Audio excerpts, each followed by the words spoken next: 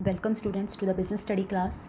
Today we are going to start the second chapter, that is form of business organization. This is the first lecture of this chapter. So let's start. What are business organization? उसका meaning करेंगे हम. Every business entity adopts some of business organization to carry out its activities. अपनी activities को perform करने के लिए कोई भी बिजनेस ऑर्गेनाइजेशन जो है वो इनमें से किसी एक बिज़नेस को वो अडॉप्ट करके चलती है. और जो बिज़नेस एंटरप्राइज है उसको हम 3 कैटेगरीज में डिवाइड कर सकते हैं. फर्स्ट है private sector enterprise, then public sector, and third is joint sector enterprise. So first of all, what is private sector enterprise? Private sector enterprise are those enterprise which are owned, controlled and managed by private individuals, जिसकी ownership, control और management जो है private individuals के पास होती है. ठीक है. तो इन ऑर्गेनाइजेशन का जो मेन एम है that is only to earn the profit. जैसे Reliance India limited, Tata company, Birla company, Wipro etcetera. These are the examples of private sector enterprise. And second form of organisation that is public sector.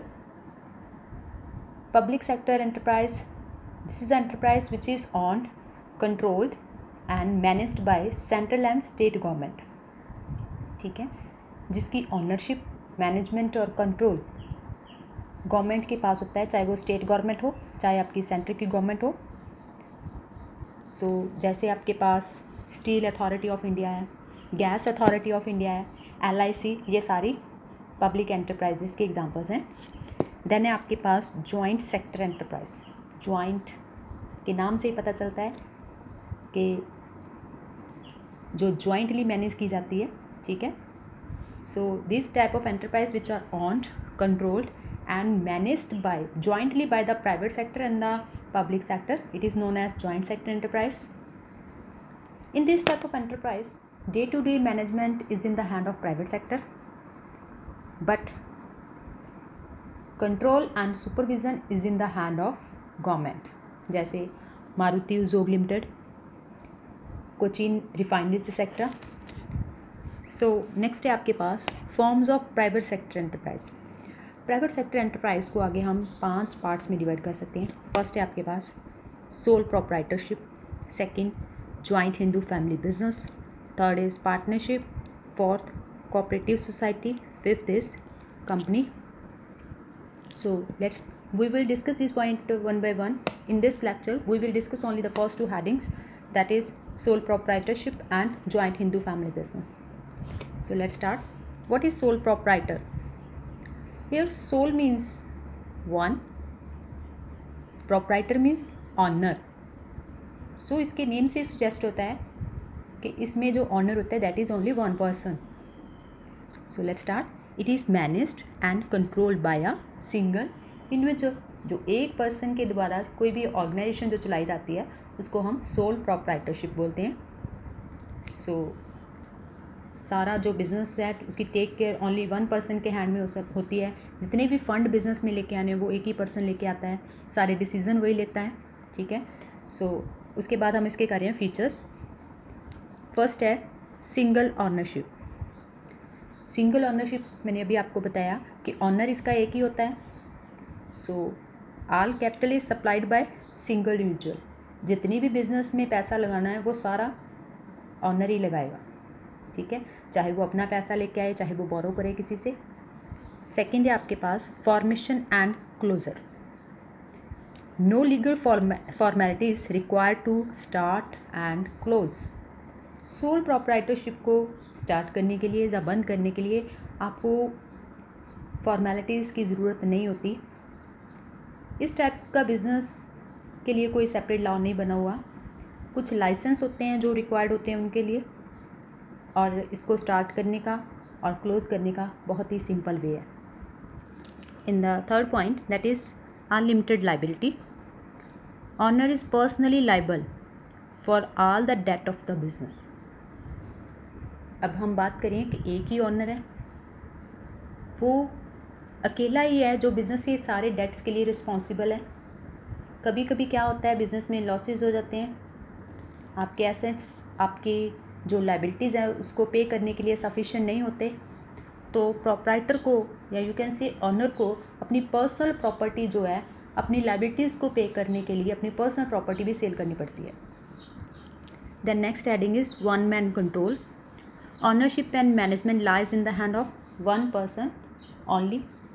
वही honour है, वही सारे business को run करता है, ठीक है, और अल्टीमेट जो कंट्रोल है उसी के हाथ में सारा होता है। नेक्स्ट है आपके पास लैक ऑफ बिजनेस कॉन्टिन्यूटी। मान लो आपके प्रोप्राइटर की या ऑनर की डेथ हो जाती है, तो आपका बिजनेस जो है वो कंटिन्यू नहीं रह पाता। नेक्स्ट है आपके पास small size. Sole proprietor firm small scale की फर्म होती है वो, ठीक है, क्योंकि फंड एक ही पर्सन ने अरेंज करने होती है, टोटल मैनेजमेंट और कंट्रोल उसी के हाथ में होती है, तो उसके पास लिमिटेड फंड ही होते हैं और लिमिटेड उसके पास मैनेजरियल स्किल्स होती हैं। सो ऑपरेशन जो है उसका लिमिटेड ही होता है, मीन्स इस जो है स्मॉल स्केल बिजनेस ही वो कर सकते हैं। नेक्स्ट हम करने जा रहे हैं इसके merits. What are the merits of sole proprietorship, ठीक है। फर्स्ट है क्विक डिसीजन। अब सोल प्रोप्राइटर है, उसको किसी के साथ डिस्कशन की ज़रूरत नहीं होती जब भी उसने कोई डिसीज़न लेना होता है। सो कोई भी डिसीज़न लेना है अपने बिजनेस के ऑपरेशन के लिए बहुत जल्दी लिया जा सकता है, बिकॉज उसी ने लेने हैं सारे डिसीज़न। देन आपके पास है कॉन्फिडेंशियलिटी। उसको अपने बिज़नेस की कोई भी जो सीक्रेट्स हैं किसी के साथ शेयर नहीं करने पड़ते, प्लस सोल प्रोप्राइटर के जो अकाउंट्स होते हैं वो उसको पब्लिश नहीं करने पड़ते। नेक्स्ट है आपके पास direct incentive. There is direct relation between efforts and reward, ठीक है। जितने आप एफर्ट्स करोगे उतना ही आपको रिवार्ड मिलेगा। अगर आप ज़्यादा एफर्ट करोगे दैन आपके प्रॉफिट इंक्रीज़ हो जाएंगे। सो उसको पता है कि अगर वो एफर्ट ज़्यादा करेगा उसी को प्रॉफिट मिलने हैं, तो वो ज़्यादा वर्क करने के लिए मोटिवेट रहता है हमेशा। देन है आपके पास sense of accomplishment. There is personal satisfaction involve in working for oneself. अब उसके पास क्या है कि उसी ने काम करना है, उसके साथ उसकी एक पर्सनल जो सेटिस्फेक्शन है वो इन्वॉल्व होती है।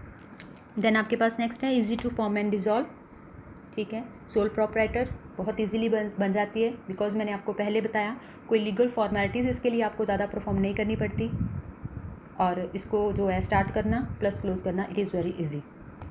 नेक्स्ट है आपके पास डिमेरिट्स या disadvantages of soul proprietor firm, ठीक है। उसकी कुछ जो है डिसएडवांटेज हम डिस्कस करने जा रहे हैं, ठीक है। फर्स्ट है आपके पास लिमिटेड रिसोर्सेज। अभी हमने बात की थी कि सोल प्रोप्राइटर में फाइनेंस एक ही पर्सन ने जो है सप्लाई करना होता है, ठीक है, तो उसके पास लिमिटेड कैपेसिटी होती है। मान लो आप अपनी फर्म को और ग्रोथ करने जा रहे हो, लेकिन आपके पास उतने सफिशिएंट फंड नहीं होते जितने medium and large scale organisation के पास होते हैं। सो ये इसकी एक ड्रॉबैक है। नेक्स्ट है लिमिटेड लाइफ ऑफ बिजनेस। जो सोल प्रोप्राइटरशिप है उसकी सर्वाइवल और कॉन्टीन्यूटी जो है वन पर्सन के ऊपर डिपेंड करती है। अगर मान लो ऑनर जो है आपका इंसॉल्वेंट हो जाता है तो बिज़नेस आपका वहीं पे बंद हो जाता है। नेक्स्ट है limited liability. Only sole proprietor ही है जो सारे डेट्स को पे करने के लिए पर्सनली लाइबल है। अगर आपको हैवी लॉसेस हो जाते हैं बिज़नेस में, आपके एसेट में जो आपके बिज़नेस की प्रॉपर्टी है वो सफिशिएंट नहीं है सारे डेट्स को पे करने के लिए, तो आपको अपनी पर्सनल प्रॉपर्टी भी सेल करनी पड़ती है। सो ये अनलिमिटेड लाइबिलिटी भी इसकी एक ड्रॉबैक है। नेक्स्ट है आपके पास limited managerial skills. Sole proprietor जो है एक ही पर्सन है जो सारे बिजनेस को टेक केयर करता है। हो सकता है वो एक अच्छा सेल पर्सन हो लेकिन वो एक अच्छा मैनेजर ना हो। सो ये चीज़ बहुत मुश्किल है कि उसमें सारी स्किल्स या सारी जो हर एक फील्ड में वो एक्सपर्ट हो, ऐसा तो पॉसिबल हो नहीं सकता, और वो कोई भी स्पेशलाइज पर्सन जो है वो अपॉइंट भी नहीं करता। सो कभी कभी ऐसा होता है कि उसके इतने काम इंक्रीज़ हो जाते हैं कि वो ओवरबर्डन हो जाता है। ये भी जो लिमिटेड मैनेजरियल स्किल है ये इसकी एक ड्रॉबैक है। अब हम बात करने जा रहे हैं जॉइंट हिंदू फैमिली बिजनेस की। इसको हम हिंदू अनडिवाइडेड फैमिली बिजनेस भी बोलते हैं। The business carried out by members of Hindu undivided family is known as joint Hindu family business, ठीक है। फैमिली के मेंबर ही बिजनेस को रन करते हैं। Business carried by joint Hindu family is governed by Hindu succession act 1956। Hindu succession act के accordingly ये organisation जो रन करती हैं, ठीक है। ओनली जो फैमिली मेम्बर हैं वही इसमें जो है बिज़नेस के मेंबर्स होते हैं। इसमें जो सबसे बड़ा मेंबर होता है घर का, वो उसको हम कर्ता बोलते हैं, KARTA, कर्ता। ठीक है, वही सारे बिज़नेस की जो है टेक केयर, मैनेजमेंट और कंट्रोल उसी के हाथ में होता है। ठीक है, so let's start its features. First है फॉर्मेशन। तो फॉर्मेशन के लिए कुछ चीज़ों का होना ज़रूरी है। फर्स्ट है आपके पास there should be at least 2 male members in the family. Family में कम से कम 2 मेल मेंबर्स होने चाहिए, और existence of some ancestral property होनी चाहिए उनके पास। देन इसकी जो मेंबरशिप है हिंदू अनडिवाइडेड फैमिली में क्या होता है कि बाय बॉर्न ही किसी भी बच्चे को उसकी मेंबरशिप मिल जाती है। Then governed by Hindu succession act 1956। Next है आपके पास liability. Liability of karta is unlimited. अभी मैंने आपको बताया अनलिमिटेड मीन्स कि अगर मान लो कर्ता के जो एसेट्स हैं वो सफिशिएंट नहीं है बिज़नेस के डेट्स को पे करने के लिए, तो उसकी जो पर्सनल प्रॉपर्टी है, ओनली कर्ता की personal property, that is use to pay the debt of the business. So इसको हम अनलिमिटेड लाइबिलिटी बोलते हैं कि जब आपकी पर्सनल प्रॉपर्टी भी बिज़नेस के डेट को पे करने के लिए इन्वॉल्व हो जाती है। ओनली ये कर्ता की लाइबिलिटी जो है अनलिमिटेड होती है, जो बाकी मेंबर्स हैं उनकी जो लाइबिलिटी है दैट इज़ लिमिटेड। नेक्स्ट है इसका feature control. Controlled and managed by karta. Joint Hindu family business को कंट्रोल और मैनेज जो है कर्ता करता है। Only karta has legal right to enter into contract with the outsider. Outsider party के साथ जो डीलिंग है वो सिर्फ कर्ता के पास ही लीगल राइट है, वही कर सकता है। बिज़नेस के साथ रिलेटेड कोई भी डिसीज़न अगर लेना है तो वो भी कर्ता ही लेता है। अदर मेंबर्स के पास कोई भी डिसीजन मेकिंग पावर में जो है उनका कोई रोल नहीं होता। देन आपके पास minor member. No restriction for a minor to become a member. A child becomes a member by birth. Family में जब भी किसी बच्चे का बर्थ होता है तो उसे बाय बर्थ जो है जॉइंट हिंदू फैमिली बिजनेस की जो मेंबरशिप है वो मिल जाती है। सो इसके ऊपर कोई भी रिस्ट्रिक्शन नहीं लगी हुई कि कोई फैमिली मेंबर जो है वो मेंबर जॉइंट हिंदू फैमिली का नहीं बन सकता। थैंक्स।